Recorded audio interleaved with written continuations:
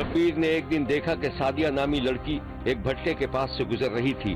भट्टे पर उस्मान नामी नौजवान काम कर रहा था जो शदीद गर्मी के बाइस पसीने में चूर चूर था। सादिया उस्मान पर एक नजर डालकर आगे बढ़ गई, लेकिन कुछ दूर जाने के बाद उसने उस्मान को एक बार फिर पलट कर देखा, जिस पर उस्मान को हैरत हुई और उसका हाथ काम करते करते रुक गया। वो हैरानी के आलम में अपनी जगह से उठा और सादिया के पीछे पीछे चल पड़ा। उस्मान को अपने पीछे आता देखकर सादिया ने अपनी रफ्तार कम कर दी। फिर उस्मान उसके बराबर में पहुंच गया और इस तरह सादिया से बात करने लगा जैसे अपने आप से बात कर रहा हो। सादिया भी उसकी बातों का जवाब दे रही थी। नंबर दोगी अपना? नाम क्या है तुम्हारा? सादिया। और सुनो, जरा दूर हट के चलो, सब देख रहे हैं। और तुम्हारा नाम? उस्मान। अब सादिया ने अपनी रफ्तार बढ़ा दी थी। एक जगह पहुंचकर वो रुक गई। उस्मान अब सादिया से अलग हटकर चल रहा था। कुछ दूर चलने के बाद सादिया को एक कचरा घर दिखाई दिया। वो वहां रुक गई और उसने जमीन से एक कोयला उठाया और कचरे खाने की दीवार पर अपना नंबर लिखकर आगे बढ़ गई। उस्मान ने ये मंजर देखा तो तेजी से कचरे खाने की दीवार तक पहुंचा। सादिया का नंबर ज़बानी याद करने लगा और फिर उसे मिटाकर दूसरी तरफ चला गया। शब्बीर ने देखा कि सादिया जैसे ही अपने घर पहुंची, उसके नंबर पर उस्मान का मैसेज मौजूद था। सादिया ने फौरन उसका नंबर महफूज कर लिया। सादिया और उस्मान पहली ही नजर में एक दूसरे के दोस्त बन गए थे और फोन पर उनका राब्ता शुरू हो गया था। सादिया घर में सिलाई कढ़ाई का काम करके बाप का हाथ बटाया करती थी। सादिया और उस्मान भट्टे के नजदीक एक खेत में मुलाकात करते देखे गए। ये बताओ, तुमने घर पे बात की? नहीं, मुझे बहुत डर लग रहा है। और तुमने? अम्मा को बताया था। फिर क्या कहा उन्होंने? कुछ नहीं, खामोश नहीं, लेकिन मुझे लगता है मान जाएंगी। तुम भी अम्मा से बात करके देखो ना। अच्छा, करूंगी। मैं रात में फोन करूंगी। अब चलती हूँ, सब्जी का कहकर निकली थी। ठीक है, मैं भी जाता हूँ। सेठ ढूंढ रहा होगा मुझे भी। ठीक है।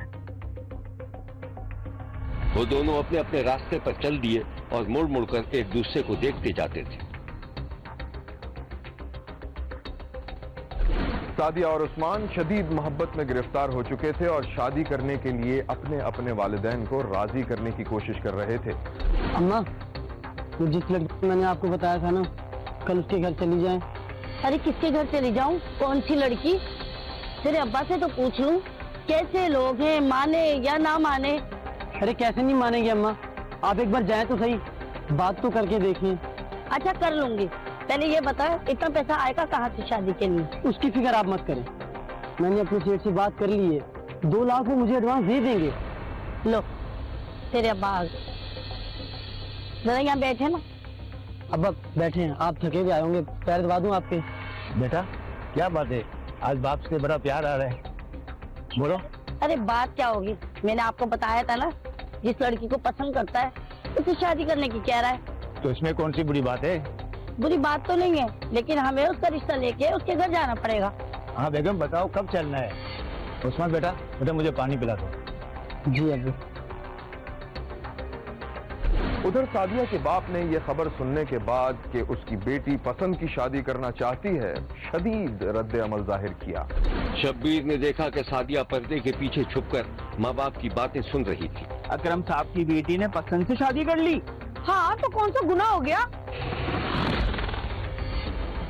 अरे खून खराबा हो जाएगा, खानदान वाले बिरादरी से निकाल देंगे, ये नहीं हो सकता। इसी दौरान सादिया खामोशी से चाय लेकर दाखिल हुई तो वो दोनों चुप हो गए।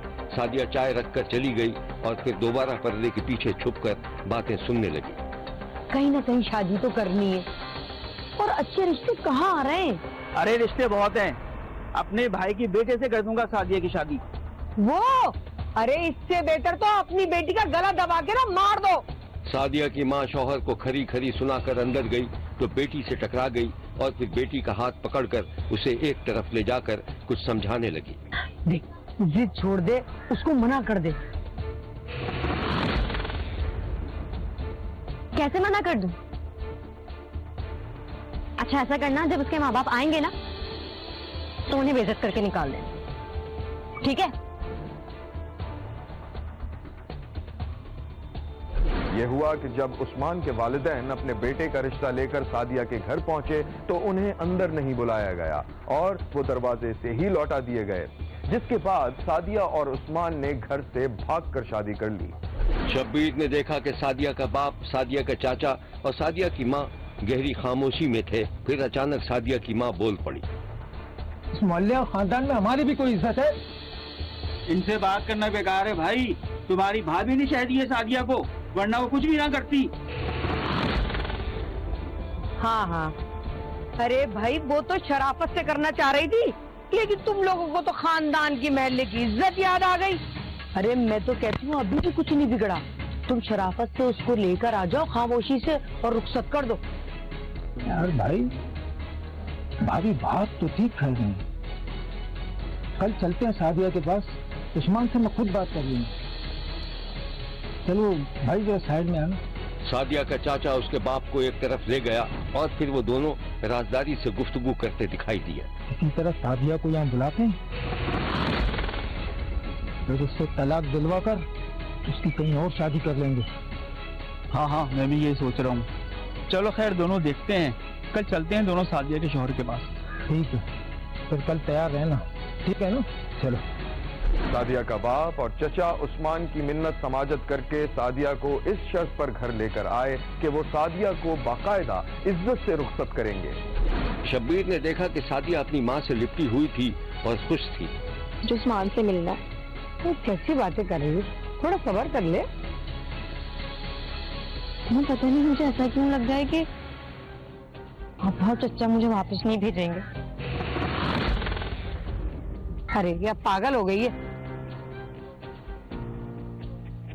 پتہ ہے کل چچا مجھے سمجھا رہے تھے کہ میں عثمان سے طلاق لے لوں۔ ارے وہ تو پاگل ہو گیا ہے، تیرے ابا سے میری خود بات ہوئی ہے، 10-15 دن میں وہ تیری رخصتی کر دیں گے۔ عثمان کی کال آ رہی ہے۔ ہیلو، ہاں رکو ذرا میں بات کرتی ہوں۔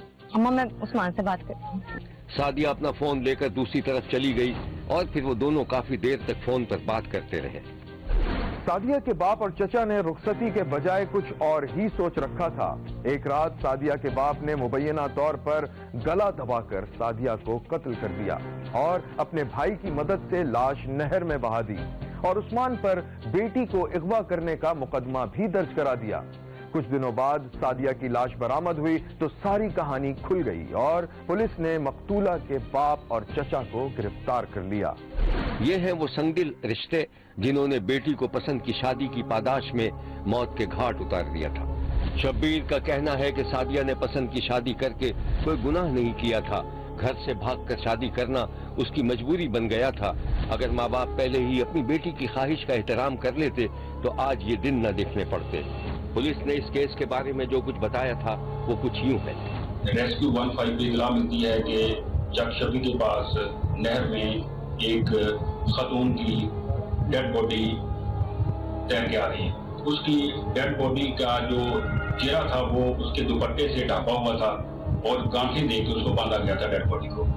اس سے محسوس ہو رہا تھا کہ اس کو کسی نے قتل کر کے تو اس نہر میں پھینکا ہے۔ پولیس نے جب اپنی تفتیش کا دائرہ کار وسیع کیا اور جو ٹیکنیکل مینز ہیں ان کو یوز کیا تو اس میں ڈسکلوز ہوا کہ جو مقتولہ کے وارث ہیں اس کا باپ اور اس کا سگا چچا، انہوں نے اس کو آنر کلنگ میں قتل کیا۔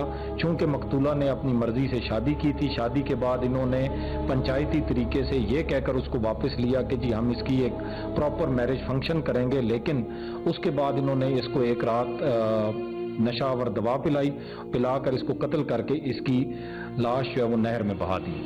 شبیر کو معلوم ہوا ہے کہ سعدیہ کا شوہر شدید ذہنی اذیت سے گزر رہا ہے اور اس کی دنیا بالکل تاریک ہو کر رہ گئی ہے۔ دیکھتے رہیے، کیونکہ کوئی دیکھے نہ دیکھے شبیر تو دیکھے گا۔